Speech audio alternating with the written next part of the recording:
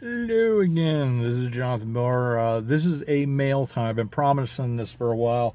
I really hope I have all the cards here because I think I'm missing one or two. So if I do miss your card, once again, thank you. Any of them that had the gift in, the message, thank you so much. So I'm going to show these cards. The first one here, this one is from Michael. Apparently, Mike, we went, you were back at LCA back in the 90s, and this is the card there. And he remembers me and Cliff from back in school, so I had to look back through my yearbooks. I don't know why, like, it's such a small school, I should remember you. So I had to look back at my yearbooks. Do you know what grade you would have been in when Cliff? Because I graduated in '98. Cliff would have been, I think, '95 when we graduated. My brain is just not functioning, but I do appreciate the gift that you gave, and also the message here. And then you enjoy the country roads, take me home. So thank you very much. Chuck did appreciate your gift. He was rather hungry, and that fed him for a good bit. Next card, and I've gotten several of these from you, Kate, but I really like this with the pickup truck. I love the old 50s trucks, they're my favorite. If I ever become rich and famous, I'm getting myself one. So I thought you might need a little pickup. That was pretty cool, and this is a little pickup with a puppy in the back. But thank you, and thank you for the gift as well, Kate. I always love your cards, your messages. We communicate back and forth on email all the time, and it's good to hear from you whenever I get a card or an email. I have been struggling, as I says, trying to keep up with emails and things like that because I'm so beat right now. Next card, which is a beautiful picture of all these flowers and stuff like that, and right there, like a wetland. This is from Julie. I really do appreciate once again the message here. I do appreciate the gift as well. Yeah, this is after some of these were right after I was back in the hospital again. So I really do appreciate any time I get one of those or get a message or something like that. You feel good because every single one is something that helps to pick you up when you're maybe a little down, because it's never fun to go to the hospital and you sort of get beat up a little bit and tired from all the antibiotics and all the times they're poking you and waking you up every 20 minutes. You're like, God, you're driving me nuts. Leave me alone. But it was an interesting time this last time. Last but not least, we have a card I actually got today. Humpty Pumpky sat on a wall. Humpty Pumpky had a great fall. All the ghouls' horses, and all the goblin men enjoy pumpkin pie again and again. Love pumpkin pie. This is from Lindsay. I believe you sent me books before. So she sent me this really cool book, Pennsylvania's Haunted Route 30. This is by Ed Kellerman. He's actually one of my favorite for the haunted stuff. So I'm hoping here in the coming weeks, I'm going to really get the haunted stuff going, especially, coming up here on Halloween.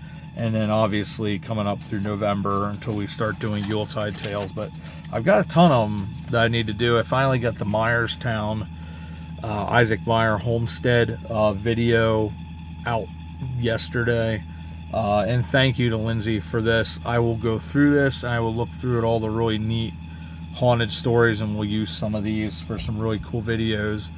I was hoping originally to maybe start getting out filming this Saturday again. Very light filming, mind you, but we had our appointment today and with the foot doctor, and things are sort of going backwards a little bit with the left foot. They had put me in boot, I forget what it contour, comfort, or whatever. it's supposed to contour to your foot. And I've been wearing that boot on the right leg because the right leg's doing better. There's still the wound there, and that's where we're going to have the surgery to repair behind the big toe. But we had another pressure wound develop on the left foot. I don't know if it's partially from the boot. We've had a couple days with a really big order that sort of caused some potential issues, but it's a little concerning because it's very small. It's just like 2 inches by 2 inches, but it's on the pressure point, and the way they reform my foot, it's on one of the bones that remains there. So there's also a dark spot there, which is concerning because most likely that little bit of tissue is so abused in whatever little bit happened here that probably will die. Now it's very much surface material, so it's not gonna, that'll have to be removed next week at the next appointment. But it is concerning because if it does go deeper, then you start worrying about, is an infection getting an access to the bone or one of the bones.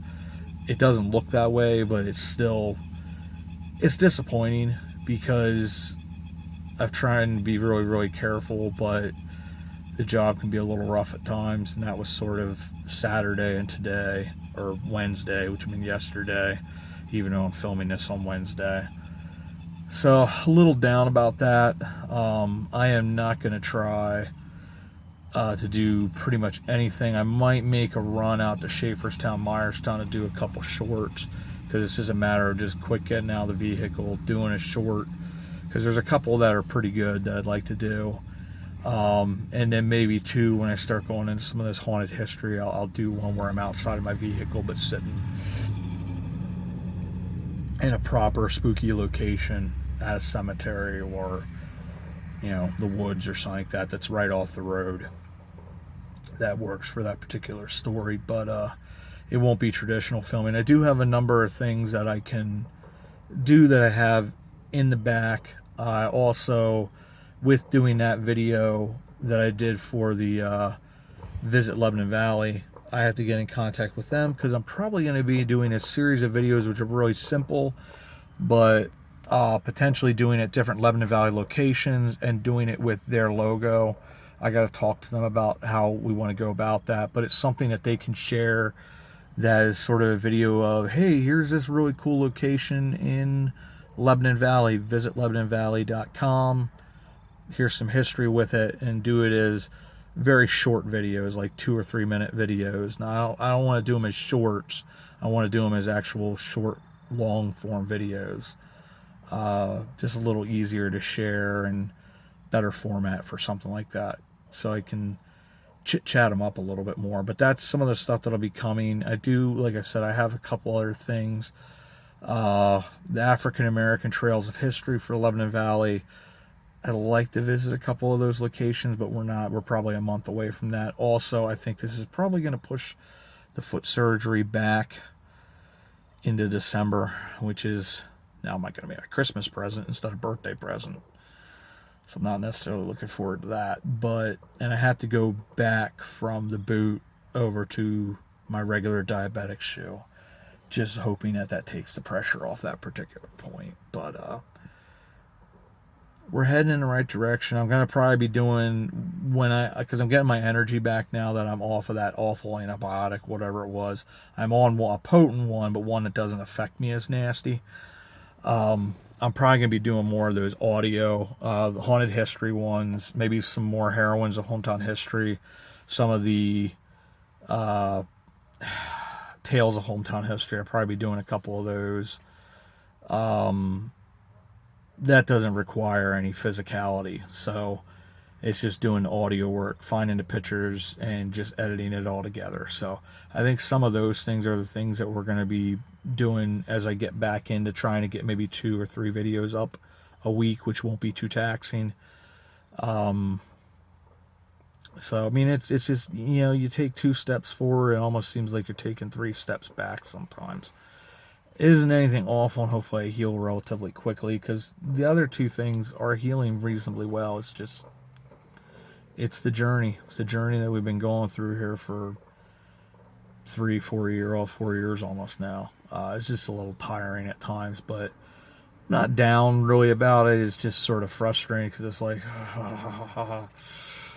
I knew something was up when I changed my bandages though on Monday. I couldn't quite see it because I can't lift my left leg up to be able to see real well. I tried to use my phone a little bit and it wasn't open at that stage, but apparently it was open underneath. And today probably did the final task of sort of hurting it because we had a huge order and they wanted to change, and ultimately we wound up not having a choice doing it. So sort of how things work. But so I'd like to say we're heading in the right direction, and we'll have more film content. I want to try to start getting more shorts out there again, and then trying to get some of these videos that I have from before edited and finished, because I have a bunch of them there that they're right there and they're ready. I just have to do a little bit more work on them. There's one in Schaeferstown that I actually do not a walking tour, but I go up and down the really historic district. Stop by the Weagley Mansion. It's now called Heidelberg Hall. The gentleman that's sort of the curator and runs the thing, he was gracious and took a bunch of time to talk to me and you guys about what goes on with the Heidelberg Hall and how special of a place it is. And he actually was as well gracious enough to invite me in to be able to see and experience just a little bit of that magnificent place. I'm hoping at some point, once I get to the point where my feet are healed well enough, we talk to the owner and hopefully we can get a date where we can get a number of your favorite YouTubers in there to do a video on this extraordinary place. They're going to have us in there hopefully for free, because ordinarily it's like $35 I think per person to go in, or it might even be a little bit more. I think it's 35 though. I will tell you, for what you get to see there and how there's really pretty much nothing else out there of the Gilded Age, Victorian era homes of this opulence, there aren't many open to the public like this. So getting to see each piece has a story. Like, for instance, there's a chair in there that was owned by John D. Rockefeller. That's like, to be able to be that close to something that important really is pretty cool thing. And they do, I think every 30 days they start shifting things around, so they bring things out of storage. So every single 30 days you can go in there and you can see something completely different, and it's like a 2.5-3 hour tour. You can't ask for a whole lot more, and just all the things, the different tours and types of events that they have there, they really are doing something, not only just preserving the history, but giving different types of access. And I always talk about one of the things I think that's really extraordinary with a number of these different groups is they make history come alive. I was just being at the Isaac Meyer Homestead last week. They really made that history of that era, that 1700s era, French and Indian War era, made the history come alive. And it was just neat seeing that little bit of music with Forbes Road Frolic. That's what they do. They go out to these different events, and they like to specifically play in these old houses because you get the acoustics of that time period with those specific instruments. And it's like, the video does not do it credit. I did a short film, and then with this long film, I think I had only like 20 some seconds, just the timing of when I caught it and they finished. The acoustics on the video do not do justice to actually hearing that in person. And we will be going back when they do their Christmas opening of the house. Whether I'm going to be physically capable or not of doing the Christmas walking tour, I really don't know at this stage.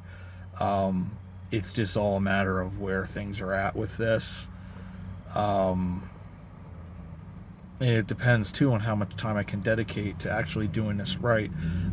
My goal, if I'm able to do it, is I'd like to do it from the perspective of a certain time in history, what Christmas would have been like at that time in Myerstown and tell stories accordingly. I'd like to do a time period after Charles Dickens' A Christmas Carol, because that's when Christmas really sort of changed. The way we celebrated it, you started having more of the Santa Claus as we remember or know him today, with the Coca-Cola Santa Claus and all the unique traditions from the mid 1800s forward that sort of stuck. And do it from, I guess, I would say a Victorian Christmas sort of. So that 1870, 1880 area, try to do it the walking tour from that perspective and talk about what the homes would have looked like from back then, what the experiences would have been of the town at that time period, and just sort of go from that perspective. And I think that would be a cool, because I'd like to do several different types of walking tours there, like one in like the teens and 20s, the trolley days, and actually call it like trolley days, and maybe get another couple of towns, Schaefer's Town of all, because they had a trolley go through down through to Hershey, and try to get these different towns to do trolley days. I think it'd be something to be really, really cool where, you could go from one event to another and experience it. And maybe you have it over a period of 2 days.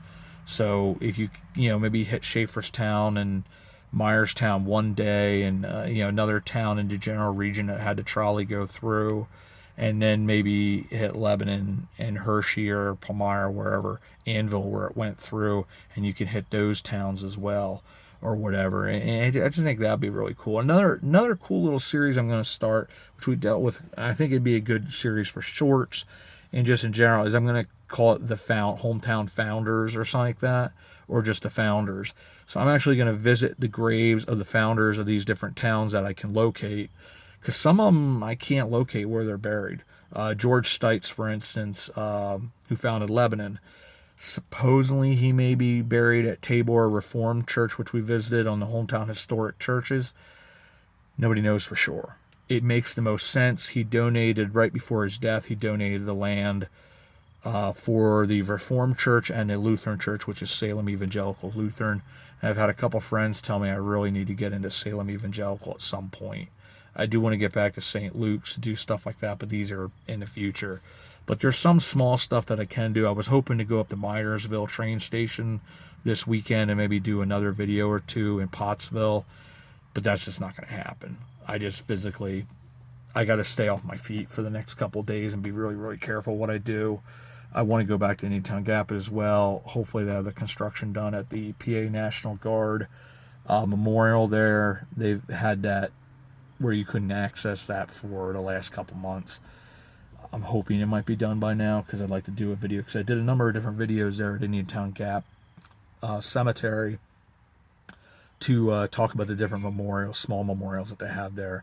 The big ones, the Pennsylvania National Guard memorial, and I'd really like to do a video there, because there's so many of those memorials have these it sort of catches you off guard, the statements and the different things like that, and they have,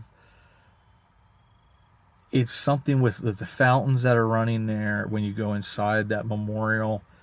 And then they talk about the one memorial for the POW and the guys that are the heroes, a lot of guys that made it back from war, which the vast majority, if not all the people that are buried there at Indiantown Gap National Cemetery are guys and women that made it home. Whereas, when I talked to Dick Winters and those type of guys, they always said, the heroes, I'm not a hero. The heroes are the ones that are buried over there. And they mean it. They really do mean it. And my dad always talked about that. And he's like, I'm not a hero. He's like, people like his friend Arthur Langell, who died on D-Day, one of the first troops that came off onto that beach and didn't really stand a chance. So those are some things I want to get to over the next couple of months. And I'll slowly be working my way back. And I know you guys have all said, take your time, and I am. I really am. I'm being very, very careful, because I have a tendency to push myself, and I don't want to do that. I want to let this play out and heal, and then figure out what I'm capable of doing. Eventually, I would like to get back to that stage, maybe by spring next year, of being able to put out a long-form video every single day and 3 to 4 shorts. every single day, because I really enjoy it. One of the subscribers, I believe it's Tyrone Bristol, had said a number of times, he said, he really surmised it very, very well. He's like, I feel like you need YouTube as much as, we need your videos and stuff like that. And it is true, because this is the one thing I would say. That's just my voice. I'm not getting emotional. It's like, "Urgh." But it has been very, very good for me. And I've talked about it a number of times. Thank you to everybody, because it really has been very, very good for me. It's been good for my health, my mental health, my physical health for the most part as well. So I really enjoy doing this. I'm so glad. I wish I had started sooner, when I was still traveling around doing the floor work. I went to so many really, really neat places. And at some point when I'm healthy, I do my photography, I'd like to go up to a number of the different northern Pennsylvania towns, and to Wellsboro, to the Pennsylvania Grand Canyon. But a number of those, like Tyrone, Towanda, there's a number of those. Montrose is another really cool town that I was in. A number of those towns through there are just really, really neat. And the architecture, Towanda in particular, has this really neat historic district.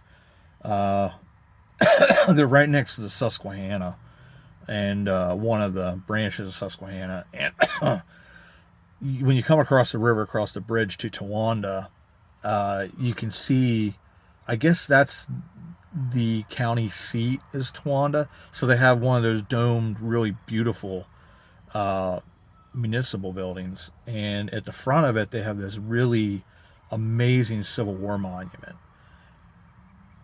It's stunning, like absolutely stunning. So I haven't been doing a whole lot of Instagram photos for about a month or two, just because of the position I've been in health-wise. I'd like to get back and doing a little bit of that at least, because so the one thing that I will say this, is with the haunted videos, I will be doing a couple Country Roads Take Me Home fall edition. Because there's a couple of them I didn't catch at very good times last year, because there's probably other health issues at that time too, because it seems to be that reoccurring thing.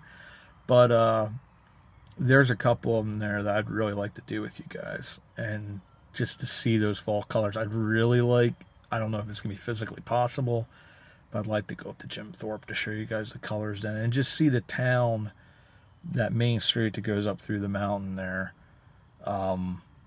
with all the lights and the unique features there. It's pretty darn neat. So I'd like to take you guys to see that too. And there's a couple other things too. Like I said, I would like to take you guys to be able to experience and see those things and go from there. But for where we're at,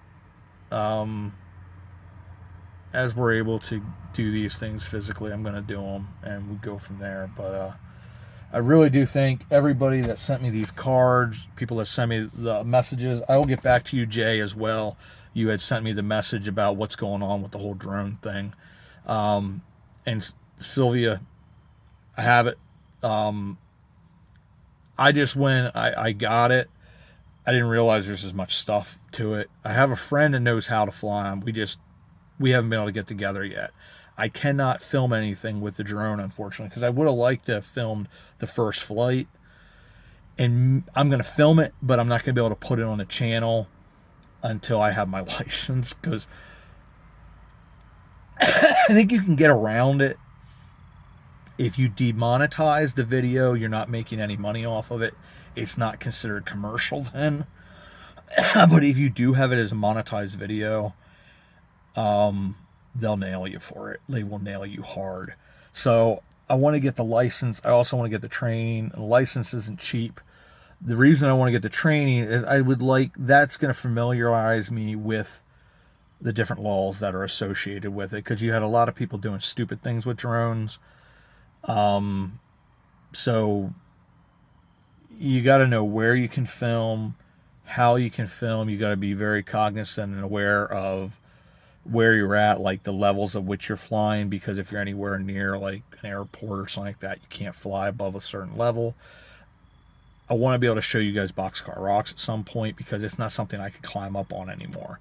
But with a drone, I can take you up there and show you everything, especially as I get good with it, because I'm not even going to attempt it until I'm good with it. But I'm hoping at some point next year, maybe by mid-year next year, I will be in the place to get that taken care of and be able to go back out and do drone footage, which will add another really cool aspect to the channel. We're just not there yet. It's and a lot of it comes down to all the health issues just kept on backing stuff up.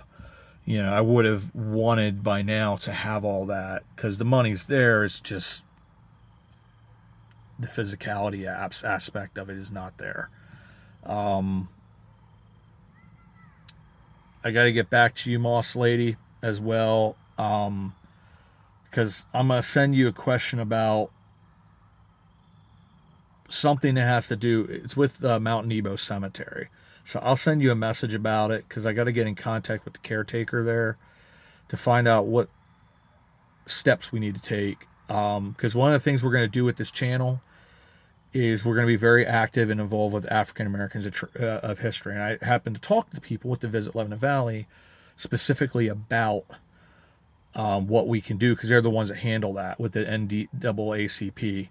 And we want to get a stone marker memorial in Mount Nebo Cemetery for Daniel Jones and his family because there's in that open plot where there's no marker, Daniel Jones is buried there, and he was an escaped, I don't know if he was escaped, but he was a former slave of Thomas Jefferson. It depends on the date in which he got up to Berks County of whether he was escaped or not, because I think Thomas Jefferson died in 1826, and I believe in his will his slaves were all freed. If Daniel Jones was in Berks County before 1826, he escaped. If it's after, he was released. But regardless, this is a man who is a tremendous man. His story needs to be told. He needs to be part of the African American Trails of History because he's a hero and needs to be remembered. And his family needs to be remembered. Cause there's another, I think one of his sons is buried there, and like 7 or 8 other family members. Moss Lady sent me the list. And a bunch of other information about that as well. She's also the one that introduced me to the caretaker and to this story that Bruce Baumberger from the Lebanon County Historical Society, who is the archivist and the librarian, he's the one that came up with all this information, did all the research, contacted the people, and found out that indeed this is a high likelihood that the Daniel Jones is the same Daniel Jones that was on one of the plantations of Thomas Jefferson. He wasn't on Monticello, he was on Poplar something, I think is what it's called. I have to look back at the research. She had given me their newsletter, and that has all that in there, Poplar Forest or something like that. But there's a high likelihood that that's the case.